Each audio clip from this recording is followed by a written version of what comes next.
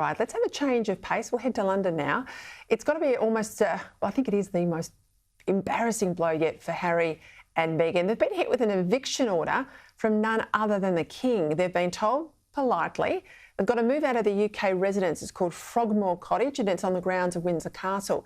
Now, Frogmore has been the home that they've had since they were married, a gift from the Queen, I think. My next guest will tell me if that's right. They renovated at a cost of £2.5 million, but again, I'll be told in a moment, but I don't think they paid for those renos themselves. My next guest will tell us all, though. TalkTV Royal Editor Sarah Hewson. She joins us now live, as I said, from London. I'll ask you about the detail of the acquisition of Frogmore in a moment, but I have to say I've been a bit critical of the King. He's been a lot more sort of father to these two than he has been sovereign, but he's put his foot down like a king today. They've got this eviction notice. They're out. Give us a sense of why it's happening and what you sort of read as the play behind the scenes, Sarah. Yeah, decisive action, Peter, as you say, from the King, drawing a line in the sand around this pair and also around his brother, Prince Andrew.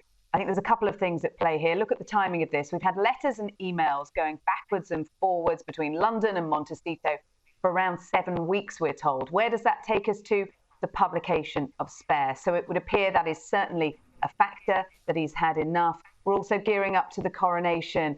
And I think the King wants to get this sorted before his coronation. The two big problems, the family problems hanging over him, have been Harry and his brother Andrew. And now with this action, he's trying to sort them out in one go, because while he's evicting Harry and Meghan from Frogmore Cottage, he's offering it to his disgraced brother.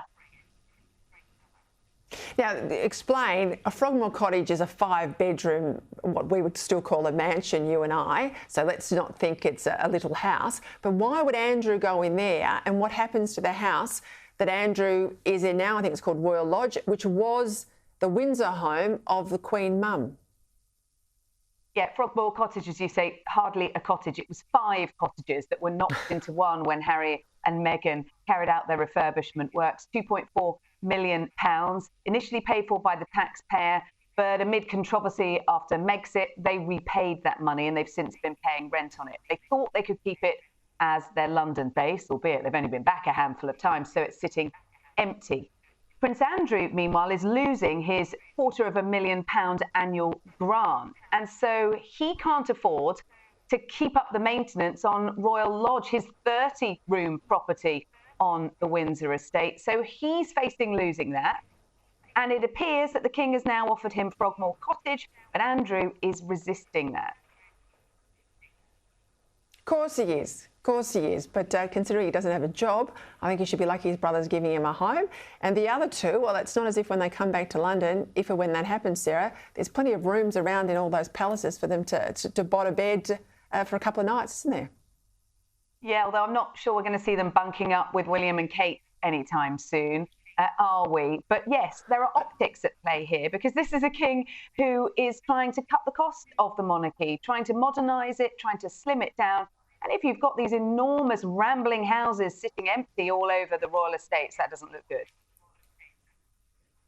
Well, thank you, Sarah Hewson. Great to have you on the program. First, the Duchess, or well, she's not the Duchess now, the Queen Consort Camilla sticks up for Roald Dahl, and now the King is giving these two the boot. I think I like them more and more. We'll see you next time.